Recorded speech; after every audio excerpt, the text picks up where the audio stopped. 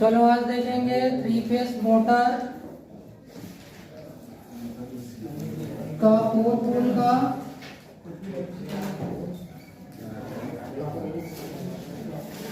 3 face motor का 4 pair का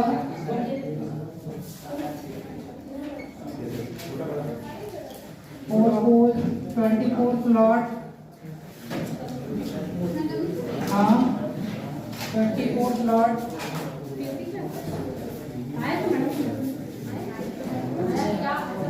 24 slot 24 coil का डेवलपमेंट डायग्राम।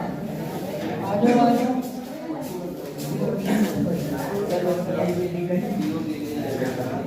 24 कॉइल। हाँ कहाँ पर? तो कौन जा रहा है? हेलो ठीक है। 24 स्लॉट 24 कॉइल का डेवलपमेंट डायग्राम है ना। तो डबल लेयर में सिंगल लेयर में देख लिए थे। डबल लेयर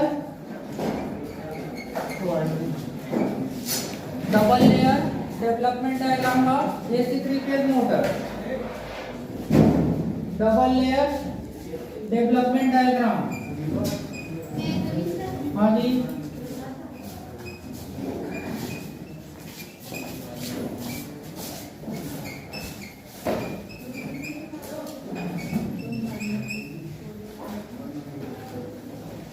है ना। तो आज देखेंगे AC का 3 फेज मोटर का AC 3 फेज मोटर का 4 पोल 24 स्लॉट 24 कॉइल का डबल लेयर डेवलपमेंट डायग्राम। ठीक है। सिंगल लेयर देख लिए थे अपन। सिंगल लेयर के बाद में आते हैं डबल लेयर। सिंगल लेयर में क्या करते थे, एक एक स्लॉट में एक एक कॉइल आता था। डबल लेयर में क्या आएगा, एक एक स्लॉट में डबल डबल वाइंडिंग कॉइल आएगा। ठीक है। तो उसके लिए कुछ निकाले थे हम लोग। क्या निकाले थे? पिच निकाले थे। पिच क्या होता है? Winding pitch. वाइंडिंग पिच निकालेंगे तो वाइंडिंग पिच का फार्मूला नंबर ऑफ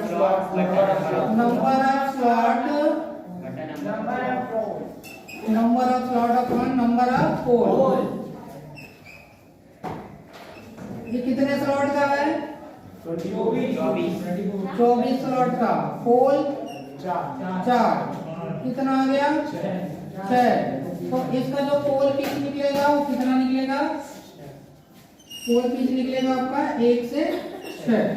मतलब पहला वाला कॉइल का पहला सिरा 1 में जाएगा तो उसका अंतिम किस में आएगा? 6 में। कौन सा? 4 पोल का अपन मोटर डिजाइन कर रहे थे। यहाँ क्वेश्चन दिया ना, AC 3 फेज मोटर 4 पोल 24 स्लॉट और 24 कॉइल का डबल लेयर वाइंडिंग करना है। उसका क्या करना है, अपने को डेवलपमेंट डायग्राम बनाना है। ठीक है। तो उस डेवलपमेंट डायग्राम के अकॉर्डिंग क्या करेंगे, पहले वाइंडिंग पिच निकालेंगे। तो वाइंडिंग पिच क्या होता है? वाइंडिंग पिच का फार्मूला होता है आपका number of slot upon number of pole.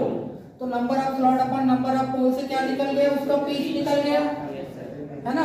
Pitch के बाद में इसमें निकालना है अगला कि एक कॉइल ग्रुप कितने का बनेगा। ठीक है। तो कॉइल ग्रुप के लिए फार्मूला होता है आपका, कॉइल ग्रुप का फार्मूला होता है आपका number of phase into number of pole. ठीक है। कॉइल इसके बाद क्या करेंगे अपन, कॉइल ग्रुप निकालेंगे। कॉइल ग्रुप क्या होता है बताया था? क्या होता है कॉइल ग्रुप?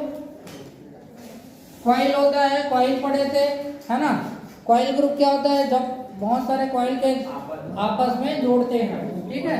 तो कॉइल ग्रुप का फार्मूला होता है number of pole into number of phase. Number of phase. Number of pole कितना है? Number of pole 4 into number of phase 3। ये कितना निकल गया आपका? कितना निकलेगा? Coil group 12। ठीक है। टोटल कॉइल ग्रुप कितने बनेंगे? 12 बनेंगे। हाँ। तो कॉइल ग्रुप आपके 12 बनेंगे। अब उसके एक ग्रुप कॉइल में कितने आपके टर्न्स रहेंगे, उसके लिए फिर फार्मूला बैठाएंगे। तो एक कॉइल ग्रुप का टोटल आपका फार्मूला होता है total number of coil upon group. Total number of coil upon group. ठीक है, इतना तक आ गया ये वाला, है ना। तो अब एक ग्रुप कॉइल का निकालेंगे। इन वन ग्रुप कॉइल कितने आपके टर्न्स रहेंगे, उसको निकालने के लिए आपका फार्मूला होता है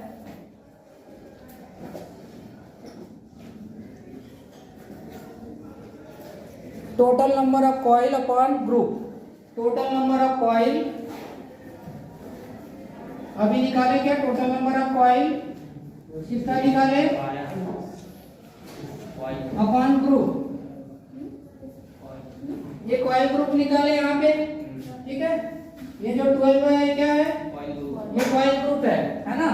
तो ये कॉइल ग्रुप को क्या करेंगे, नीचे में रखेंगे। कितना है 12 टोटल नंबर ऑफ कॉइल। तो टोटल नंबर ऑफ कॉइल आपका दिया हुआ है क्वेश्चन में, यहाँ पे क्वेश्चन में दिया हुआ है ना। कितना कॉइल है 24। अगर ये नहीं दिया है फिर भी हम कैसे निकालेंगे, अगर ये 24 स्लॉट का दिया है, कॉइल नहीं दिया है, डबल लेयर वाइंडिंग बोल रहा है, कैसे निकालेंगे।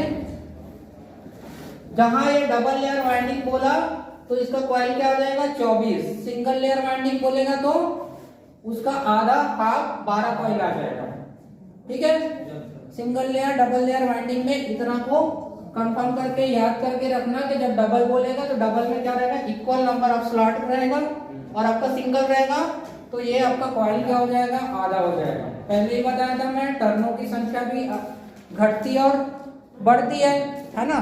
सिंगल में कॉइलों की संख्या कम रहेगी, लेकिन डबल में टर्नों की संख्या क्या हो जाएगी, उसमें बढ़ जाएगी।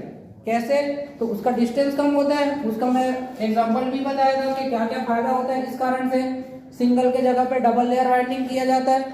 क्यों किया जाता है, सिंगल लेयर वाइंडिंग देखते हैं तो उसका क्या होता है, आपका ये जो एरिया है ये काफी ज्यादा रहता है, और यहां से लेके यहाँ वाला जो एरिया रहता है वो कौन सा एरिया रहता है, आपका कॉइल जैसे ऐसे बनता है ना, ये कॉइल का एरिया है।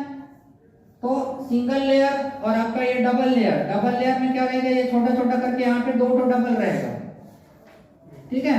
तो सिंगल और डबल का क्या क्या फायदा होता है डबल करने का, तो ये वाला जो एरिया है इसमें काफी लंबा होता है, और इसमें क्या होता है, काफी छोटा होता है, ठीक है। ये लंबाई बढ़ गया, यहाँ लंबाई घट गया, है ना। तो ये वाला एरिया कौन सा रहता है, पैसिव एरिया, इनएक्टिव एरिया, जहां पे मैग्नेटिक फ्लक्स नहीं बनता है। क्लियर है। तो इस कारण से क्या करते हैं, हम डबल में करते हैं ताकि ये एरिया क्या हो जाता है, कम हो जाता है, ज्यादा से ज्यादा कंडक्टर का भाग, है ना, ये वाला जो भाग है आपका एक्टिव एरिया कहलाता है ना। इस एक्टिव एरिया में क्या होता है, ज्यादा से ज्यादा आपका मैग्नेटिक फ्लक्स बनता है। क्लियर है। ज्यादा से ज्यादा मैग्नेटिक फ्लक्स ऐसा बनता है, इस कारण से क्या किया जाता है, इसको डबल लेयर वाइंडिंग में कन्वर्ट किया जाता है या बनाया जाता है ना। वो तो अपने सहूलियत के हिसाब से कोई भी कैसा भी वाइंडिंग कर सकता है, single layer winding, double layer winding, जिसको जो जैसा आता है वैसा करते हैं, ठीक है। तो ये यहाँ तक आ गया। क्या करेंगे, पहले उस मोटर का जो है आपका डेवलपमेंट डायग्राम बनाना है, तो पहले उसका पिच निकालेंगे। पिच कितना निकल गया आपका 1 से 6। ये 1 से 6 क्या करेगा, जब हम बहुत सारे स्लॉट बनाएंगे, कितना स्लॉट बनाएंगे 24 स्लॉट बनाएंगे, उस 24 स्लॉट में वो कहाँ कहाँ कैसे कैसे जाएगा, तीनों फेज का जो वाइंडिंग है वो कहाँ कहाँ कैसे कैसे जाएगा, ये निकल गया आपका। तो खाली आपका जैसे कि सिंगल लेयर वाइंडिंग देखते थे तो इतना करते थे, उसके बाद बनाना चालू कर देते थे। लेकिन क्या है, ये आपका डबल लेयर वाइंडिंग है। तो डबल लेयर वाइंडिंग में आपको कितने कॉइल ग्रुप बनने हैं, वो कॉइल ग्रुप का आना बहुत जरूरी है। कॉइल ग्रुप कितने बनेंगे, 12 बनेंगे, ठीक है। और पर कॉइल में कितने आपके टर्न्स आएंगे, मतलब एक कॉइल में कितने टर्न्स आएंगे, है ना। तो ये आपका कहां से डिसाइड होगा, coil group, total number of coil. Total number of coil कितना निकल गया, ऊपर में देखो 24 क्वेश्चन में दिया हुआ है अपॉन 12, है ना। तो ये क्या आ जाएगा आपका, कितना आ जाएगा 2। मतलब क्या होगा, ये 2 जो है पर कॉइल में आएगा। पर ग्रुप कॉइल में एक जो कॉइल बनेगा उस कॉइल में टर्नों की संख्या रहेगी 2। तो ऐसा कर करके एक एक कॉइल बनाएंगे। कितना कॉइल बनाएंगे, 12 कॉइल बनाएंगे, और हर कॉइल में 2-2 की टर्नों की संख्या रहेगी। क्लियर है इतना। जो वायर यूज होगा वो कितने, मतलब साइज कौन सा साइज इसका, साइज देखो डिपेंड करता है उस मोटर पे कितने का वाइंडिंग वायर अपन यूज कर रहे हैं, है ना। वाइंडिंग वायर कैसे डिसाइड करते हैं, फॉर एग्जांपल जैसे छोटे प्रकार के मोटर है तो पतले तार क्या करते हैं, पतले तार जैसे कि आपका SWG में देखें तो 34 से 36 तक का, जो कहाँ पे होता है आपका सीलिंग फैन में, टेबल फैन में यूज होता है। उसके बाद में जैसे आपका सबमर्सिबल पंप हो गया, या जो ऐसे मोटर्स जो ज्यादा से ज्यादा करंट लेते हैं, जो ज्यादा करंट लेगा उसके लिए मोटा तार की आवश्यकता होगी, तभी तो उसमें से करंट अधिक से अधिक फ्लो हो पाएगा। तो जो रिक्वायरमेंट जैसे करंट का बढ़ते जाता है तो तार का जो साइज है उसका साइज क्या होता है उसमें बढ़ते जाता है। बहुत सारे तार बताया तो मैं, इनेमल्ड तार, सुपर इनेमल्ड तार, PVC कवर कोटेड तार, है ना। तो जो PVC कवर कोटेड तार है कभी देखे होंगे, सबमर्सिबल पंप निकलता है तो उसमें निकलता है व्हाइट कलर का, उसमें क्या लगा रहता है, कोट लगा रहता है ना। तो ऐसा ही क्या होता है, वो करंट पे डिपेंड करता है कौन सा करंट है, उसके अकॉर्डिंग क्या करते हैं वहां पे उसके तार का चयन करते हैं। इतना नोट कर लिए, हो गया सभी से, कर रहे हो क्या हो गया, हाँ हो गया, नोट कर रहे हो, मिटा दूं, चलो नोट कर लो। चलो इसमें 3 फार्मूला को याद रखना। पहला क्या, पहला है आपका वाइंडिंग पिच निकालने का, वाइंडिंग पिच निकाले पहला, वाइंडिंग पिच के बाद दूसरा क्या निकाले, कॉइल ग्रुप निकाले, कॉइल ग्रुप के बाद तीसरा क्या निकाले, वन ग्रुप ऑफ कॉइल, ठीक है, मतलब एक ग्रुप में कितना कॉइल आएंगे, ठीक है। ये तीनों को क्या करना है आपका डबल लेयर वाइंडिंग के लिए याद करके रखना है ना। क्या पूछ रहे थे पीयूष, इसका आपका क्या बोलते हैं करके, टर्नों का, है ना। तो टर्नों का कुछ डेफिनेशन है कि पूरे टर्न का कौन सा भाग कैसे और कहाँ पे किस प्रकार से यूज हो रहा है। तो फॉर एग्जांपल लेते हैं जैसे कि आपका ये वाला भाग जो हो गया आपका स्लॉट है, ठीक है, इस भाग को बोलते हैं स्लॉट। तो ये स्लॉट में किसी प्रकार का वाइंडिंग होगा, इस स्लॉट में जो वाइंडिंग होगा उसका टर्न कैसे जाएंगे, वो टर्न आपका एक पीस से गुजरता है इस प्रकार से, ठीक है। ये वाइंडिंग करना स्टार्ट किए तो वाइंडिंग का क्या निकाले, ये पिच निकाले। तो पिच कैसे आया आपका, 1 से 6 आया, यहाँ पे 1 से 6 आया, पीयूष ध्यान देना है ना। तो इसमें पहला वाला सिरा ये हो गया और ये आपका दूसरा वाला सिरा, यहाँ मतलब ये कहाँ पे आएगा, 6 में, ठीक है। ये एक आपका कॉइल कट जो टर्न है घूमेगा उसी के बारे में है ना, जो बता रहा था वो उसी के बारे में है। तो अब ये जो टर्न घूम के आया तो इसका कौन सा भाग यूजफुल है, कौन सा अनयूजफुल है ना, उसके बारे में पूरा नॉलेज होना है। ये कहाँ पे होगा, वाइंडिंग आपका स्लॉट में, स्लॉट कहाँ पे मिलेंगे आपके, स्टेटर या फिर रोटर में, है ना।